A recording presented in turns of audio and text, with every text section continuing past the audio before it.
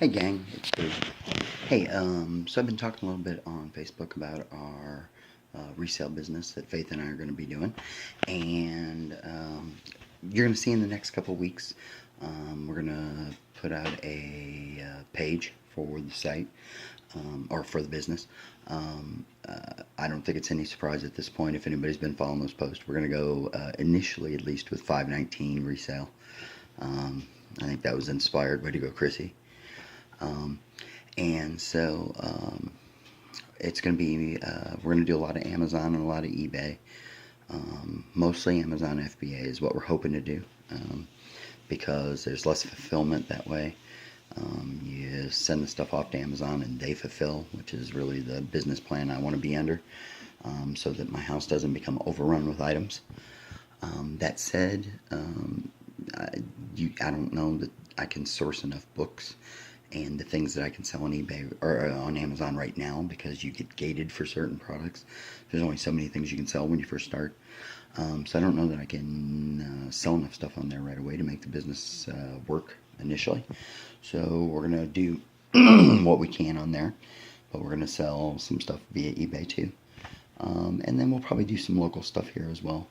I've got some buy sell list on Facebook, and we'll do some of that, and everything. But the goal really is to continue to build the Amazon FBA business. It's a harder way to go. You have to have a higher price point, because of the fees and everything Amazon charges. But the idea again is that you source and then you send it to Amazon and you let them fulfill stuff. The idea of becoming a warehouse is not what I want to do. That's the goal. So I thought I would do a quick video. We're getting ready to go out of town. We're going to go to Paragould here in a little while. But I thought I'd do a quick video to show you kind of some of the stuff that we're getting. The stuff that I'm going to show you right now is stuff that I got into 2 estate sales last Sunday.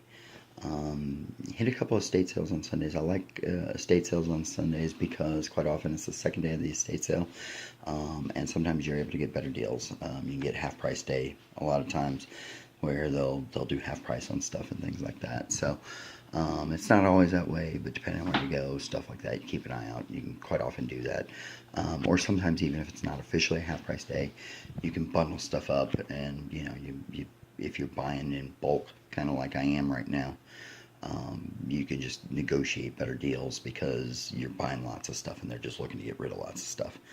So I'm going to do a quick, this was not, like I said, this was just 2 estate sales, so there wasn't, I'm about to say this isn't a lot of stuff, and then you're probably going to look at it and go, boy, that's a lot of stuff. But this is not a lot of stuff given the amount of stuff I've been buying lately here. But I'll show you, this is kind of what we're doing now. What I suspect you will see from us going forward is once we have the page up and once we've got the Amazon store going, and I've already got the Amazon FBA account, I suspect when we get home from Paragould, I'll send our first couple of shipments in.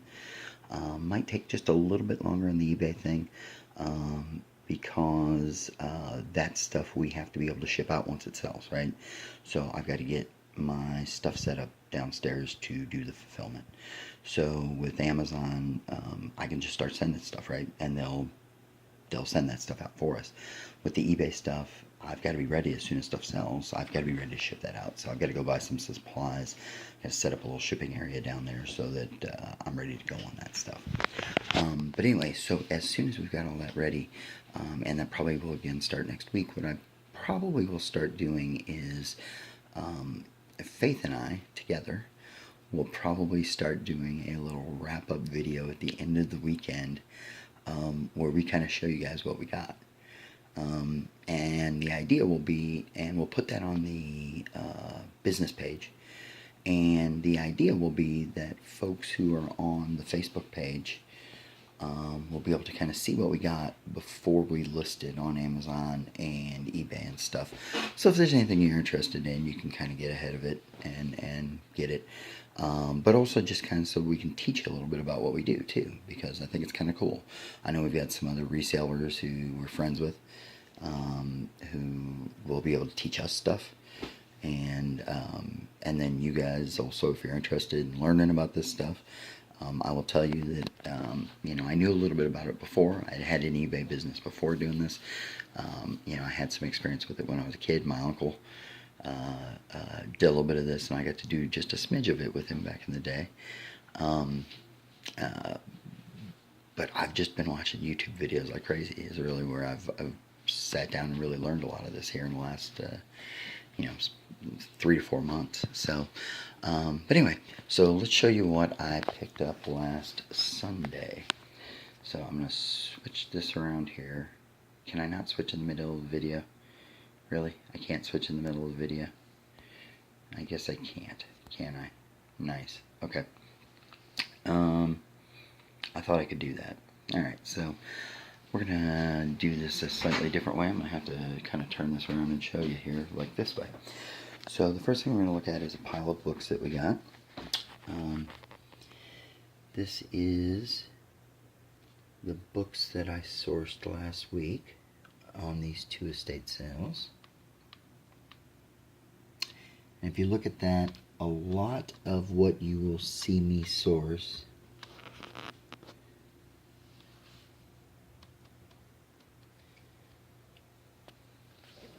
the first thing you'll notice about those books is that there's virtually no fiction in it. And that may seem weird to you because most of the bestsellers and stuff that you're going to see are fiction, right?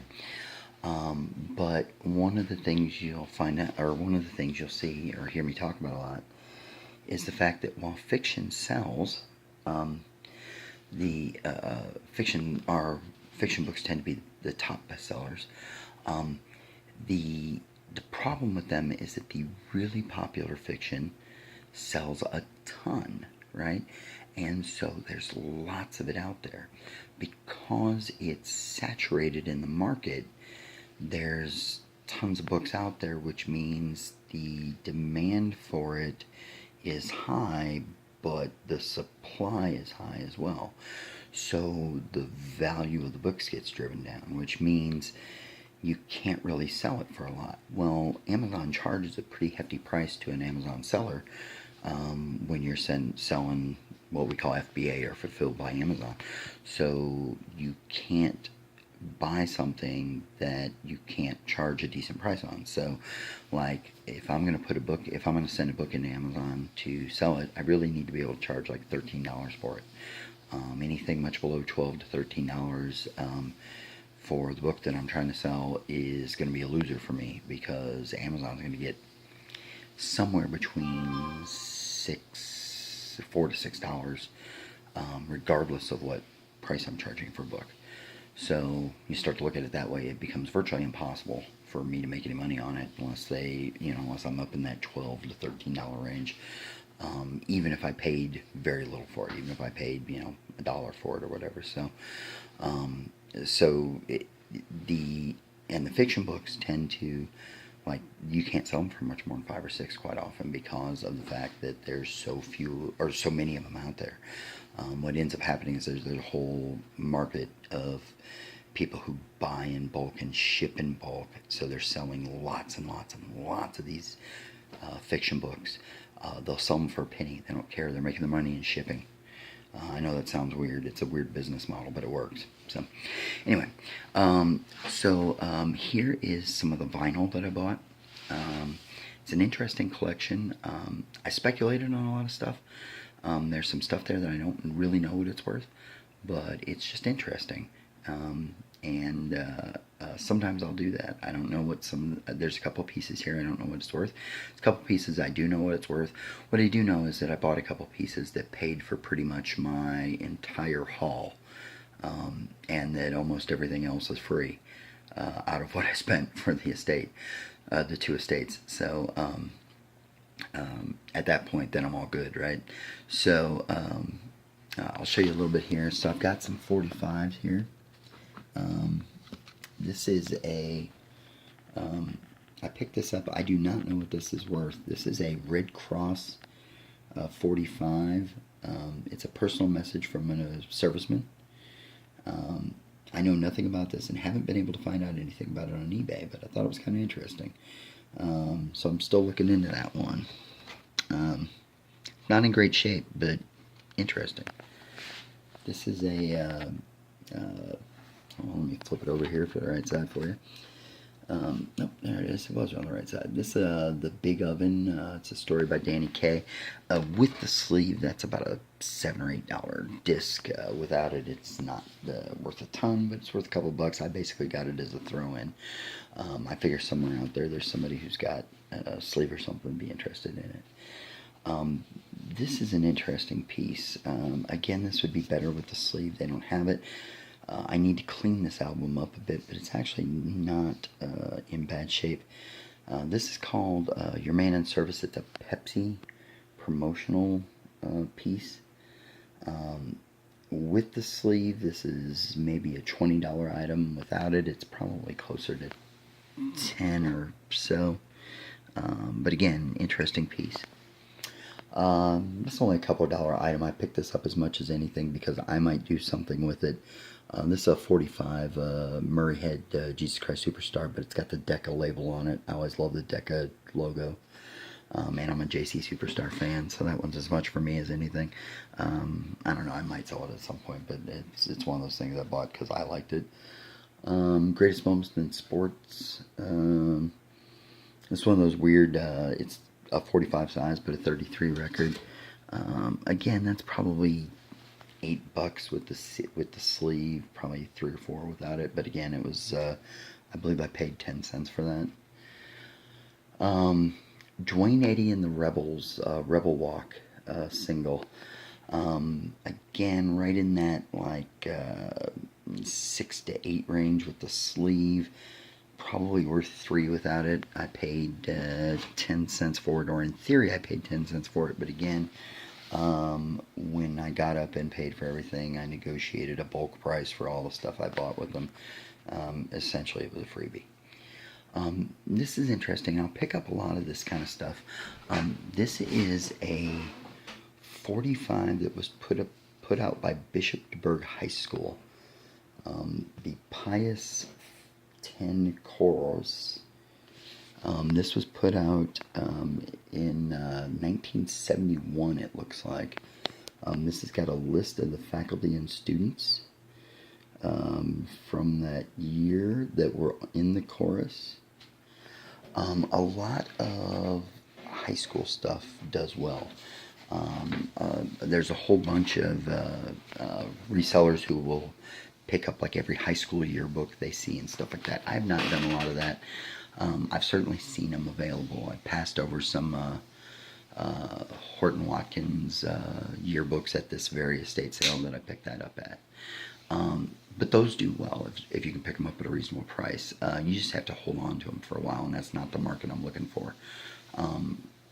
Really, if I can avoid it. But yeah, those do well. But that was an interesting piece. I hadn't seen anything like that before, the 45 released by the high school. So I'll put that out there. I'm certain that somebody who went to DuBourg in that time frame will be interested in picking that up. So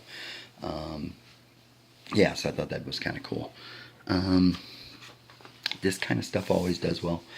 Musical instruction pieces. This is a 45 about how to play the guitar. By Troya. I do not have the book for it, unfortunately. But again, all of this musical instruction stuff is always interesting. Does pretty well. A couple of Mickey Mouse Club 78 RPM in the red vinyl. I've got the Mickey Mouse Club March and Jiminy Cricket Sings. Those are the kind of things that seem like they'd be really valuable. They're not as valuable as you think. They're probably $3 a piece, roughly. Without the sleeve, yeah, right in that range, maybe even not quite that. But they're the kind of things that you can turn around for, a couple of bucks. Again, I got those as a throw-in. They were, 10 cents a piece. Those are the kind of things I'll pick up just because they're cute. A lot of times I'll pick up stuff like this because there's craft people who will use these as design stuff, that they'll make art out of it, right? Like, it's from a record standpoint, it's not really that collectible, but people will turn these into clocks and stuff like that, and you've seen those.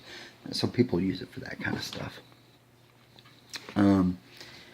Again, this is another instructional piece. This is a Nick Maniloff's Electric Hawaiian Guitar Method.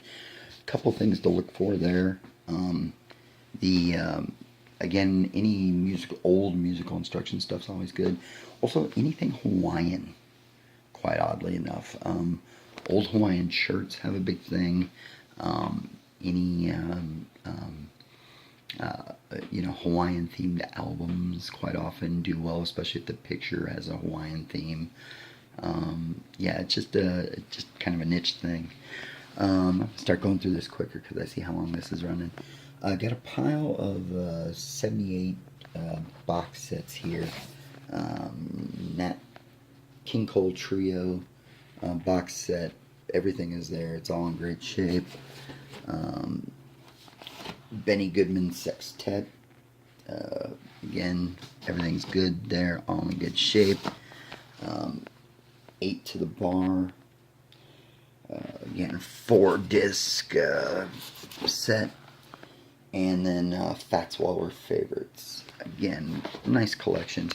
All of those, again, things that you might think are super valuable. The 78s don't sell as well as you think they would. Obviously, it's kind of a dead format. Not that there's no value there, but that, I think sometimes you see those old things and you think, oh my God, there's hundreds of dollars there. No, it's a... I think the Goodman set's probably about a $30 set.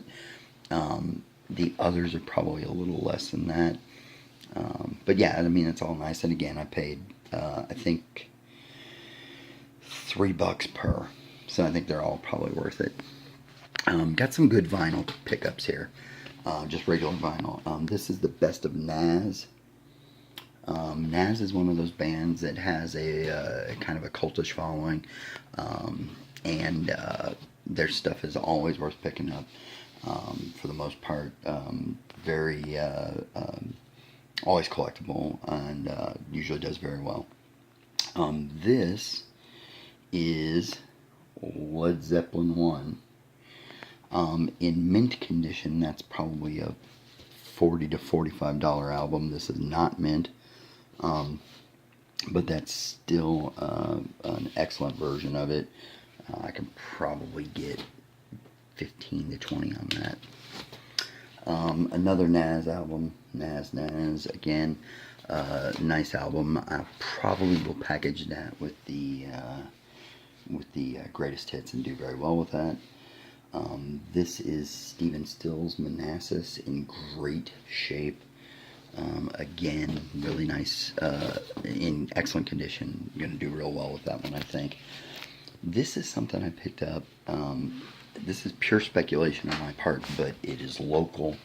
It is well themed. It's got stuff that draws folks in. I think this is going to do really well. I need to pull this business card off, I think, although it kind of adds to it in some ways. So this is called The Great Buick Machines Presents The Great Talking Machines.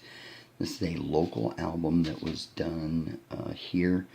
It's a Buick dealership album that apparently was presented. That was Jack Carney doing recorded sounds that will thrill and delight you. So if you look down here, it's got Edison home phonograph stuff. It's got Buick's old and new on it. Obviously Jack Carney there. You look down here, it's got, local St. Louis stuff down there. Looks like it was done in 75, so it's not super old.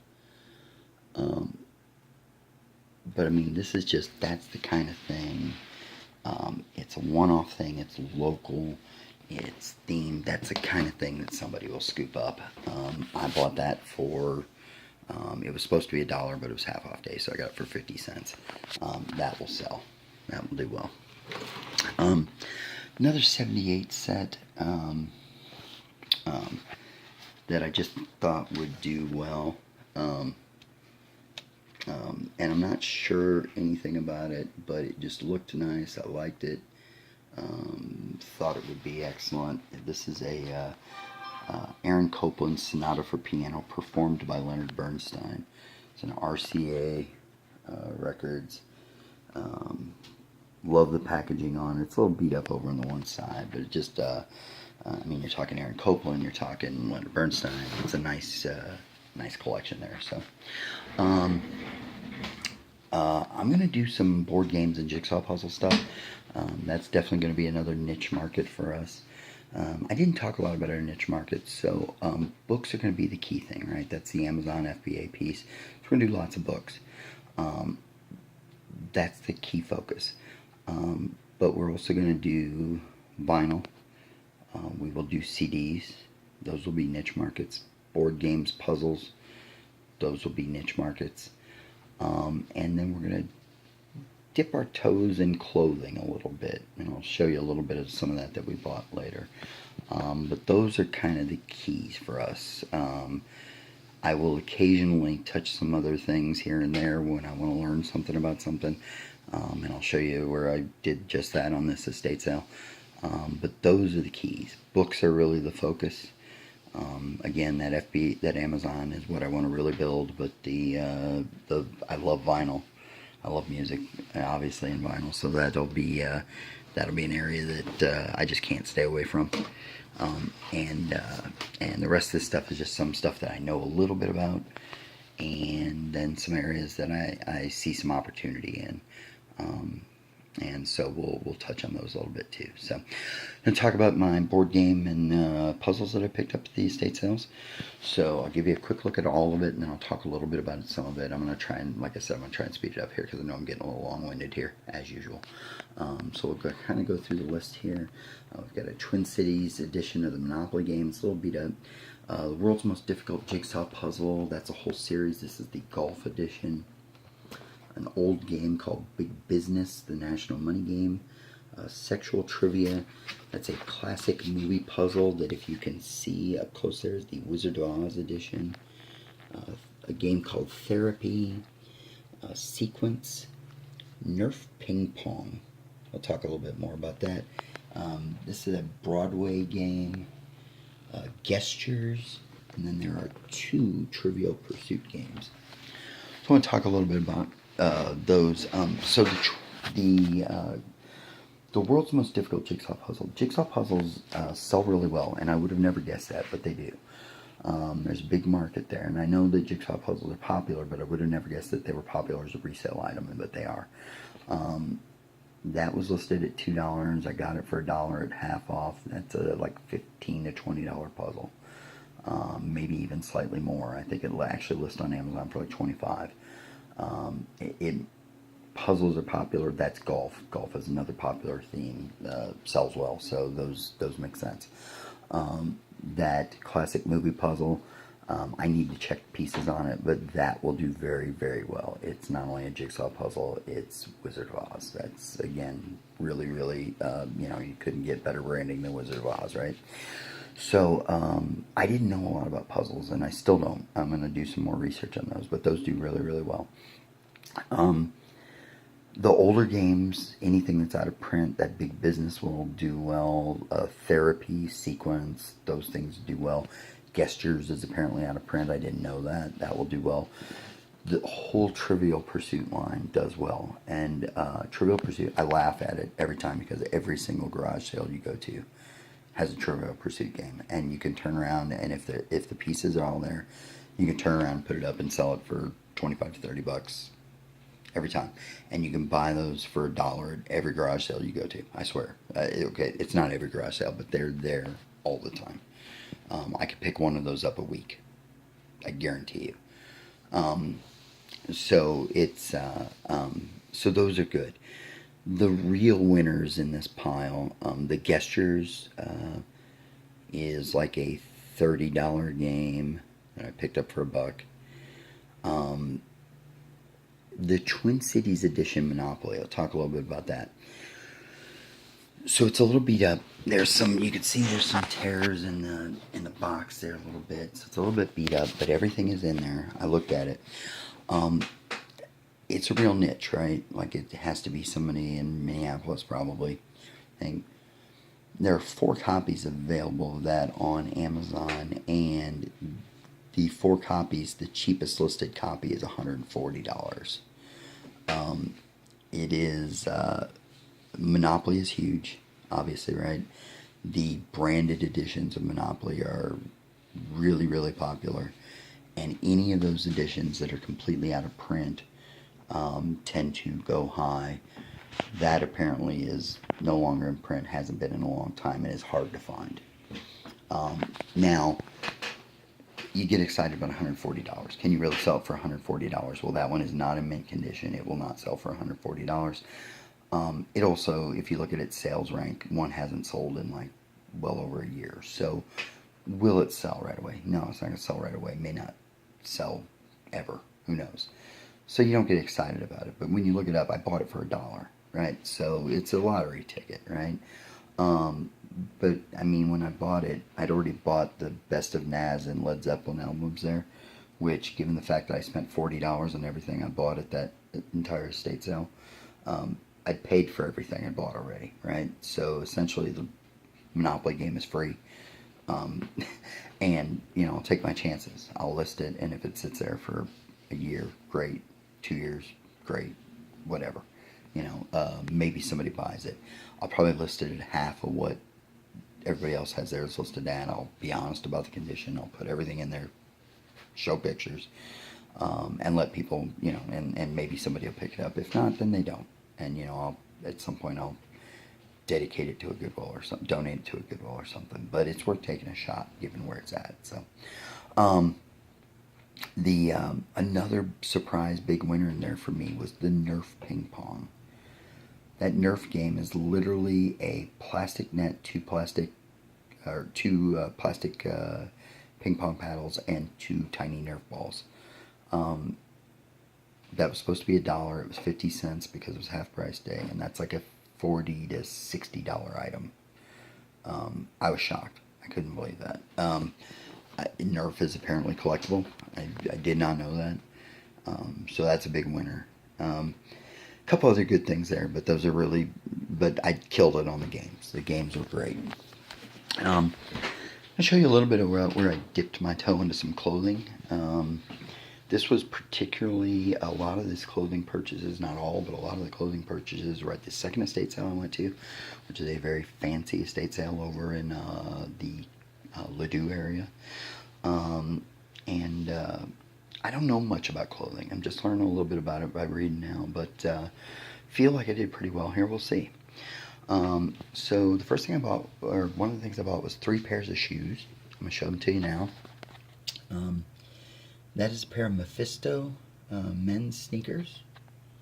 That's a pair of New Balance women's size 8.5s. That is a pair of Kenneth Cole patent leather loafers. I paid $2.50 for the men's Mephistos. I paid $1 for the New Balance women's 8.5s. I paid $1 for the Kenneth Cole patent leather loafers. I don't know a ton about it, but I do know that shoes are a huge after-sale market. That shocked me as well. Didn't know.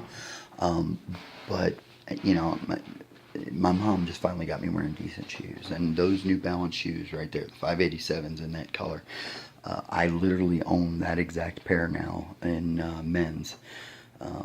But literally that exact model, that exact color, everything. And I know what mom paid for them. She got them on sale. Way the hell more than $1, let me tell you. So I think there's a market there for that. So I'm going to dip my toe a little bit there, see what happens. Those Mephistos are one of those name brands that are so hoity-toity that I had never heard of them because they're so far out of my market that I didn't know. The Kenneth Coles are a well-respected name brand, and they were just cool. They had that vintage look. I thought they looked neat. They're obviously well-made. For $1, I couldn't pass it up. So, I believe that those are fairly pricey on the beginning side, although I haven't been able to find that exact model yet. So, anyway, some other stuff I bought. I also bought this snapback cap. Snapback caps actually have a pretty good aftermarket resale. Again, kind of surprised by that, but they do. That is a TPC Sawgrass cap. The TPC stands for the Players Championship. It's a golf tournament, one of the 4 majors here in the United States. Sawgrass is the club that it was held at. That would have been a cap that would have been probably sold at the Players Championships. That sold for $1. The second day of the state sales, half off. Got it for 50 cents. Probably a $30 cap. I bought some ties. I'm not going to go through each individual one, but so there's about 5 ties there. I took a chance on a couple of the brands, but the one of those ties is a Canali. Those are made in Italy. Those quite often sell on the secondary market for $30. They are anywhere between $60 to $70 ties off the rack. There's also an XMI Limited there, which is sell quite often for $30 secondary market. They are, again, $60 to $70 ties off the rack. Bought those for 50 cents each. This is a ProQuip jacket. Super well made weatherwear jacket. This is branded. This is for the Burnett Senior Classic. Again, that's a golf tournament, senior golf tournament. This is a super well made jacket. That is an extra large, and I'm not far from fitting it. And I got to tell you, I might keep it myself. But again, it was supposed to be a $5 jacket. Got it for $2.50. Just super well made. And again, ProQuip's one of the very well respected things. Add in the branding. I think that's probably well worth it. This is in a Joseph Abboud blazer. Very well made. Came with a super nice hanger.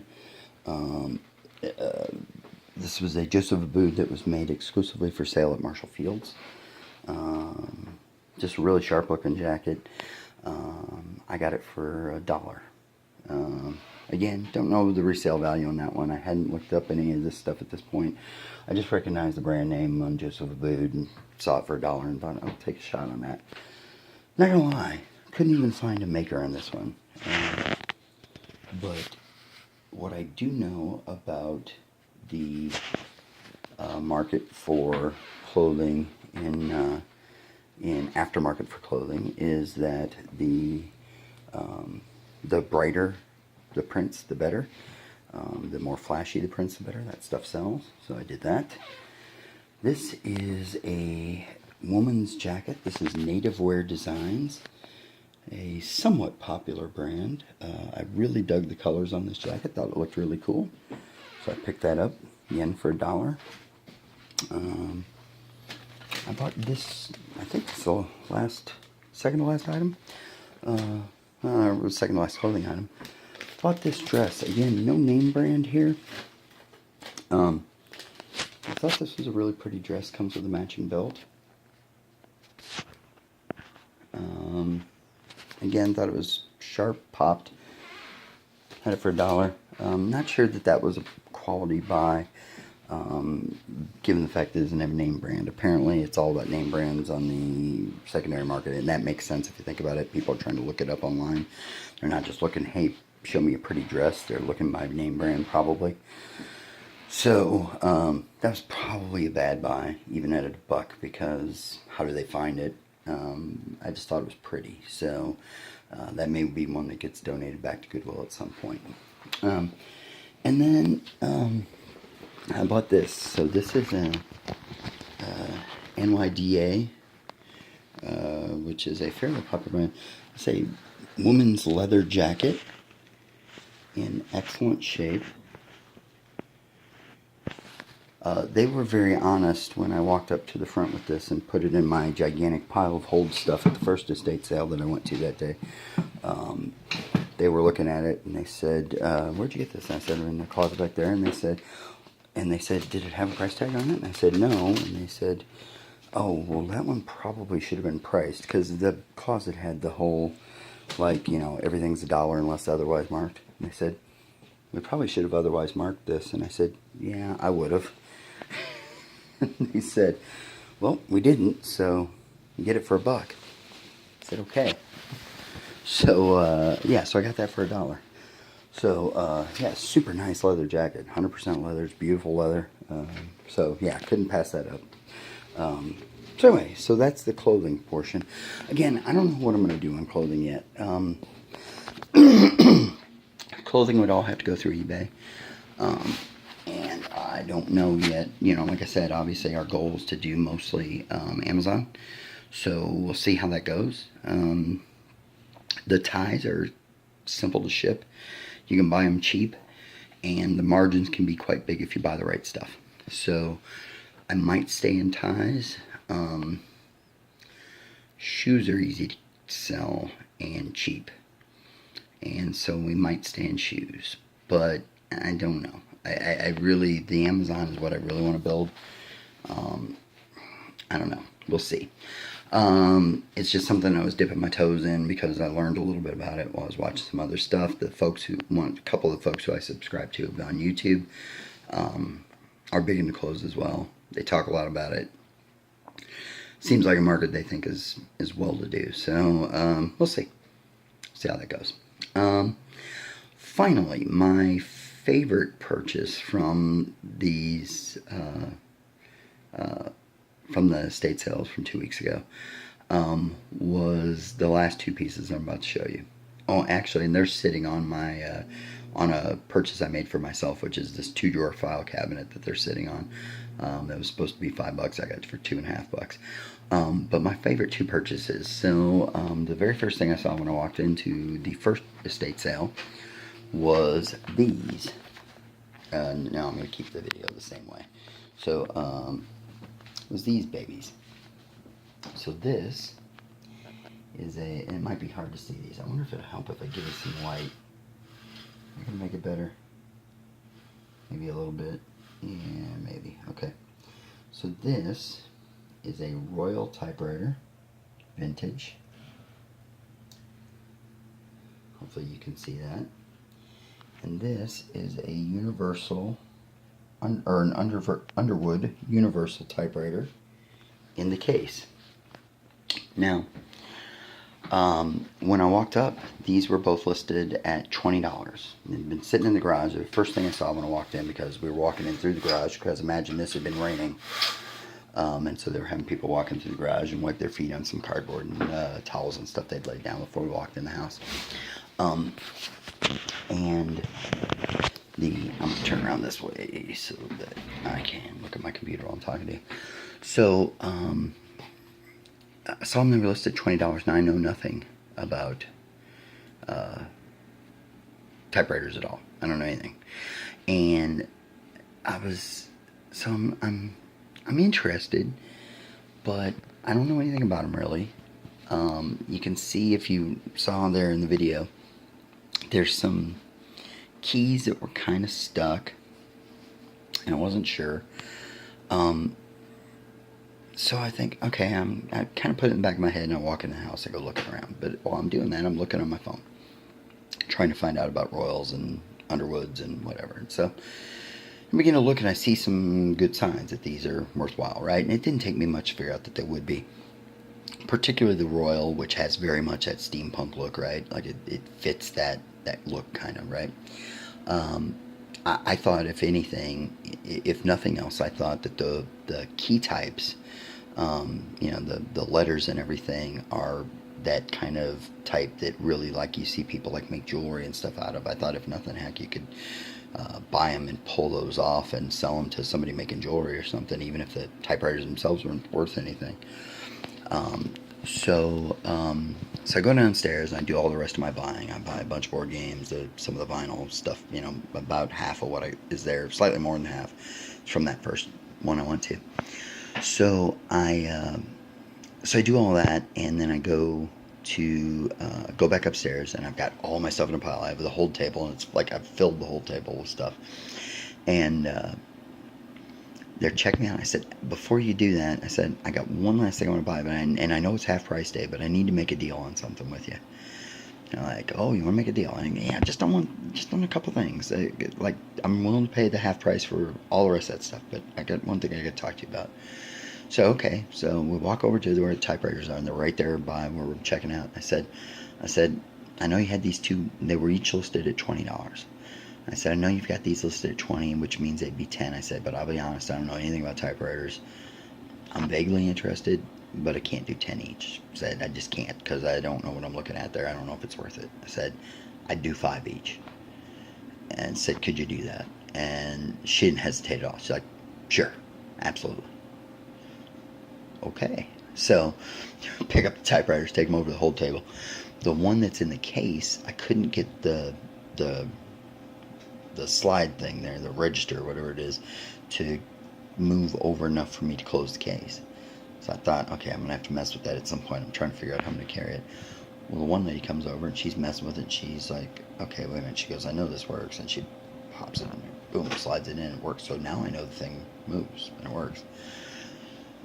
So I'm thinking maybe she's going to end up charging me more. Nope. Slides it over. Puts the case down. Goes. So, yeah. So, as I do some more research on these two, and I haven't finished it up yet, but as I do some more research on this too, that Royal in good working condition, solid, like really, really sharp, can go for as much as like $130, $140. Now, that one isn't in vintage. I mean, isn't in like mint condition or anything. It needs some work. Needs a little bit of thing. I'm hunting down typewriter guys now. I want to see if I can find somebody who can work on it. But I'll be honest, I think all it needs is a little bit of lubrication to the keys and stuff. I don't think it needs a ton. I think it's pretty close. It's sitting in a garage, so I think it just needs some little oil, a little work, whatever. So I don't think it needs a lot. So pretty excited about those pickups. So alright, well, so this went way longer than I thought it would. The videos in the future will not be this long. If Faith had been here, we would have been finished way earlier. She'd have just been like, Daddy, why are you still talking? So, anyway, so this was I just wanted to go through this one time, try it, see what it was like. Hopefully some of you stayed till the end. If not, hopefully you just fast forwarded to the stuff you thought might be interesting. Going forward, these will definitely be shorter. We'll cover the stuff in a quicker fashion. I won't get super into the details and all this stuff. We'll just show you what we got. What I'm hoping is that by next weekend we will have the page up for the new business, and we will have the and we'll be able to post our first couple videos. So what I'm hoping is page, YouTube channel, link to the first video for the first couple of hauls from that we're going to show you. Hey, this is the new stuff that we've picked up, and maybe even be able to announce that we've set our first stuff up to Amazon, and probably not eBay yet at that point because I still need to get set up to ship that stuff. But hopefully our first Amazon stuff will all be up. So pretty excited about it. The first video should be from a pick that I did yesterday. And when I say pick, I mean an actual pick. I'm excited to tell you about it. I mean, it was literally like a hoarder situation where like I'm literally crawling over, like I had to crawl to the other side of the room to get stuff. Yeah, I mean, it was a mess, but I think it was a steal. Picked up about 400 pieces of vinyl and 30 books and a bookshelf game for about $150, and just the bookshelf game alone is about a $50 list. I literally took a picture of it that I'll post later today. That just had the bookshelf game and one album at the top, and I priced the bookshelf game and the one album at the top. I didn't even dig into the rest of it yet, just those two. And that's the two between them are like $70. So I have like 450 items there, roughly. 2 items are $70, so that leaves me like 448 448 items to make up that that other $80 that made up my 150 investment, and then see if there's any profit left over. So I think I'll do okay there. Yeah, it was a good buy. It was a good day. So anyway, looking forward to it. Thank you guys if you hung on this long. Even if you didn't hang on this long, you just happened to fast forward and get to this somehow by accident. And hope you dug it. We will talk to you soon. I am looking forward to the launch of this business. It's going to be fun. It's going to be cool teaching Faith how to run a business. It's an important thing. If if you don't take anything else from this stuff as we go through this part of the process, take this. Our schools are not equipped to teach our kids, currently, are not equipped to teach our kids about money and about business and stuff like that. And I find myself on the daily trying to play catch up financially because I didn't know about those things when I was a kid, and I didn't learn about those things when I was a kid. And it's nobody's fault, but the schools didn't teach it, and my folks didn't know it that well. My dad knew a little bit about it, but it was something you didn't talk about, right? It was something we didn't do. Well, we need to fix that in our society. We need to teach our kids about this stuff, because it's crazy that we are uncomfortable with it, so we don't talk about it, or that we don't know about it, and so we don't talk about it, and that our schools don't think it's something we should teach. Our teachers are smart, and they could help teach our kids this stuff, so we should be engaging them. We should be doing it. We should be helping our kids out, so that when they get to be that age, they can make their own decisions, and they can make good decisions, right? I for one, I'd be proud as hell if Faith decides she's going to go to a college and get a degree and go that route. I also will be proud as hell if she says, "Hey, Daddy, I don't want to go $400,000 in debt. I want to start a business and make my way that way." So I want to make sure she's got the tools to do whichever one of those options she decides to do. So if you don't take anything else from this, take that. And you don't have to start a business or anything. I tend to go over the edge, right? But help your kids learn about this stuff, because you want them to be ready when the time comes for them to make that decision. So, all right, almost 50 minutes into this thing. I'm gonna shut the hell up now. Have a good one. I'll be in Paragould, Arkansas this weekend, playing a gig. I'm gonna have a lot of fun. Hopefully you do too. Enjoy a couple of days without any rain. We will talk to y'all soon. Bye now.